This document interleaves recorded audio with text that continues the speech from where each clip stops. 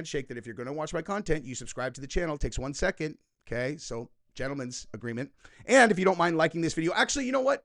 In this video, for one time, we're making that agreement again. I'm going to handshake it. I just want to see how many people are going to live up to the handshake. You can watch this video. You just have to click like. Okay, let's see how many people live up to it. All right.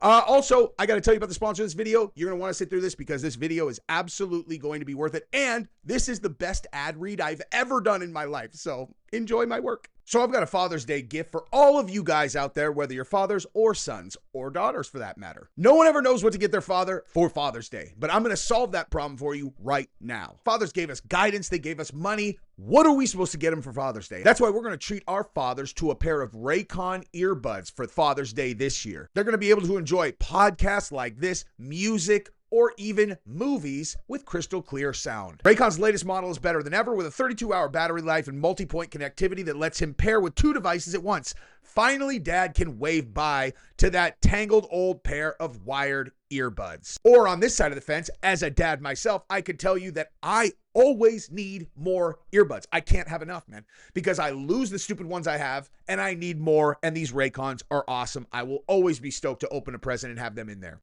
And as we've talked about before, Raycons start at least half the price, if not a bigger discount than that, than the premium brands that you see in the store. They also come in a spectrum of colors, vibrant, just like your dad's personality. Now, one of the main reasons that I love Raycons is because they fit in my ear. They are the only ones that do not have a hook that fit in my ear. Look, I literally cannot get them out of my ear. No other earbuds do that. Jesse, you have a misformed ear. You're a mutant. I know. And mutants need earbuds too. Hey, you know what else I have besides misformed ears is loud kids. That's why the active noise canceling in the everyday earbuds works flawlessly, and that is absolutely mandatory for any earbuds that I'm going to wear. So the only thing left to do to solve your Father's Day problem is to save 15% when you go to buyraycon.com/JesseOnFire. That's BUYRAYCON.com/JesseOnFire and get 15% off site wide. Let's go. All right, let's jump into this thing, you guys. Buckle up. All right. So this is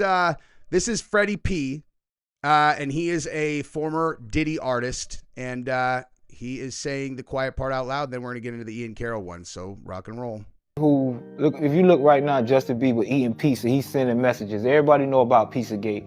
When you go through Instagram, you start, once you get knowledge of what's going on in Pizzagate, then you go back and do your history of how long they've been doing it right in front of our faces. Not only Puffy, it's a culture. It's the people that's around them. It's Hollywood. It's Hollyweird. It's who they are. They belong to that. I don't know why people be seeming so amazed with what's going on right now. They belong to Satan. You get what I'm saying? That's the agendas they push is in your face. So that's just our intro, which candidly, if we're being honest, just gives me an excuse to talk about this topic and show you much more serious information about it, much more specific stuff. So we're gonna get into it with Ian Carroll now, and he's going to go through how Pizzagate was a debunked, and I'm going to react to it because, like I said, I know an embarrassing amount about this particular topic because I'm not sure if I left this in or not. I talked about it, but I think I edited it out earlier. Mouthy Buddha, my favorite creator of all time, covered this extensively, and I have watched all of his videos a dozen times because they help me go to sleep because his voice is so soothing to me. Okay, sounds like lullaby. I can't at night have his voice in my ear and stay awake.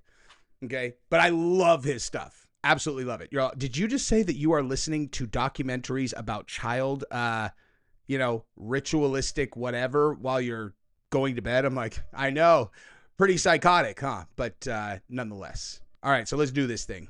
Has been debunked 1,000 times, and I'm going to show you exactly how. You know, the theory that the Clintons were somehow involved in some child sex trafficking scheme or something. If you're not familiar, I'm going to show you all about it and show you exactly how it's been debunked. So you can go to any reputable news source of your choice. I chose PolitiFact for this one.